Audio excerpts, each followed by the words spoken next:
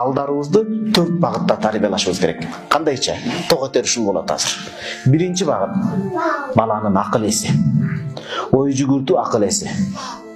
Анткени бүгүнкү күндө билбем, кээде Бишкекте башкада көрүп атам, ал акыл эстүү эмес болуп калып атат да, басыгы кылган кылык иши ал акыл эстүүнүн жорукчосун эмес ал.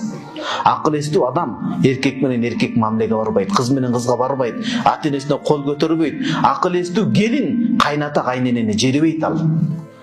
Кызматынан качкан эмес, жамандыкты көргөн эмес ал. Эзеле.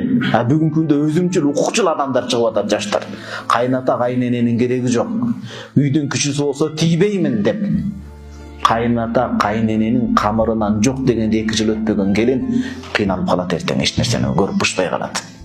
Ошон үчүн балдарыбызды 4 жаатта тарбиялашыбыз керек. Биринчи, муну аталарыбыз билет, жаш адамдарга тиешелүү сөз бул. Акыл эс деңгээли, экинчи ыйман көрөнгөсү, төртүнчү тулку бою, бешинчиси коом менен аралашуусу. Жыйынтыктап айтканда, акыл эси тунук болсун. Ушундай тарбия берели. Ыйманы улук болсун. Ден соолугу чың болсун. Балдарыбыздын тамашына, башкасына көңүл бурушубуз керек. Андан кийин коом менен аралашканы тың болсун. Элден батала турган кара өзгө эмес ак пейил бала тарбиялайлы. Кудай таалам сиздерден ыраазы болсун. Кудай таалам берекесин берсин.